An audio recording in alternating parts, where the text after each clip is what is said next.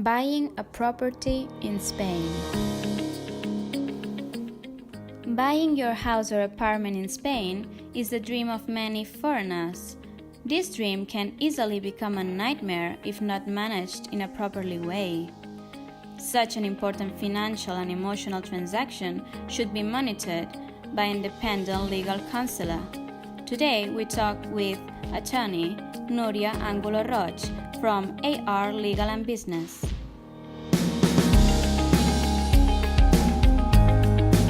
Why is it so important to contract an independent lawyer? There are several professionals involved in the purchase of a real estate: intermediates, real agents, banks, notary. However, it is very important to contract an independent lawyer, which will always work exclusively for you with no other conflict of interest. Let's remember that normally a real estate agent is not a lawyer. However, some of them might have a good knowledge of law. They might even have an in-house lawyer, but their main task is to have a service contract with one of the parties, which is normally the seller. Then we have the notary, and there is a small misunderstanding, since in some other countries like the Netherlands or France, the notary has wider competencies. Here in Spain, a notary is a legal professional, is also a state civil agent who provides documents with a special effects in terms of authenticity and veracity, but is not there to grant the defense of your interests or to give you special legal advice. What are the previous steps? As previous steps to the purchase of a house are to investigate whether the description of the property matches what is settled in the property register, especially in means of measurements, especially by means of whether all most recent renovations have been also transported to the property register. It's also important to see whether the person who is selling is also the one that appears as an owner in the property register, and whether there are any encumbrances or charges that might affect the property.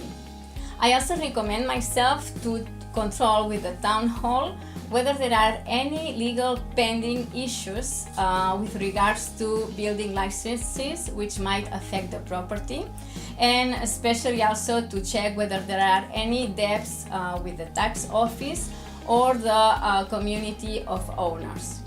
If the seller is a company, you should also properly check whether the person who is going to sign has sufficient capacity or powers of attorney to represent the company. Do we need as a buyer to sign a reservation document? Some estate agents will insist to do so. However, you should know that this is not necessary. Moreover, a reservation document is a preliminary document, it's a preliminary deal, and the problem is it's not settled in law. So we have insecurity about what are the consequences of the clauses which are agreed in it.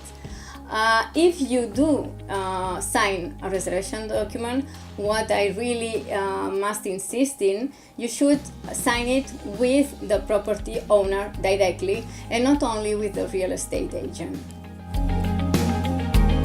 What is an ARRES contract?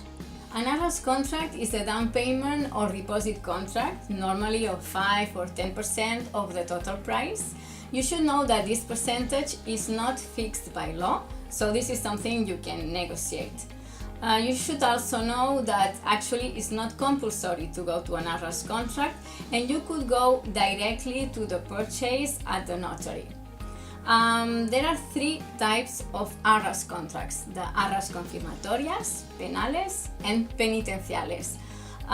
The small nuances in the clause make a big difference in the responsibilities of each one of the parties in case of termination of the contract.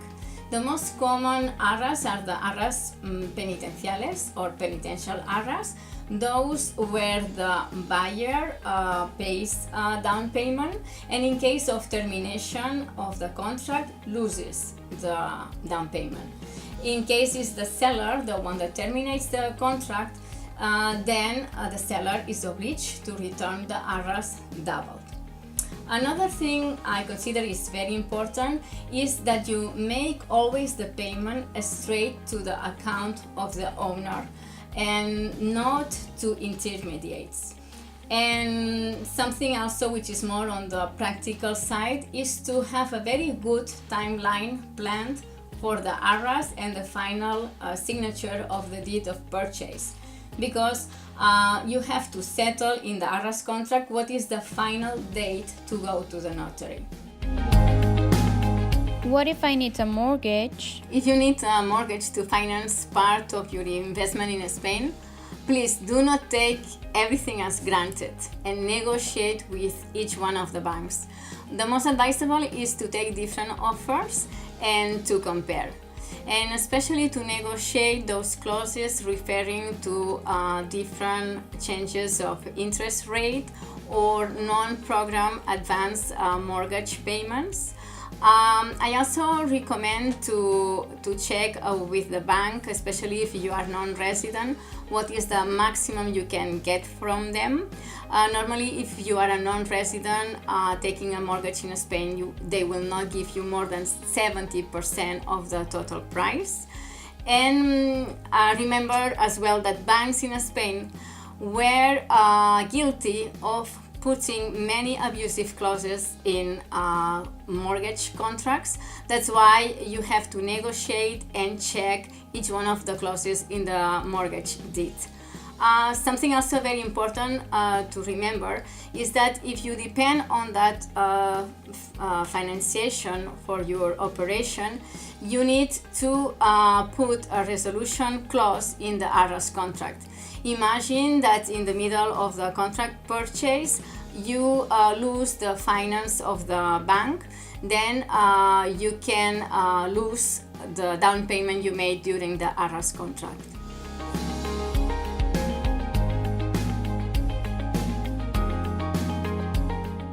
I hope my advice is helpful to you. Take these guidelines together with the specific advice of your legal counselor and enjoy becoming a property owner in Spain.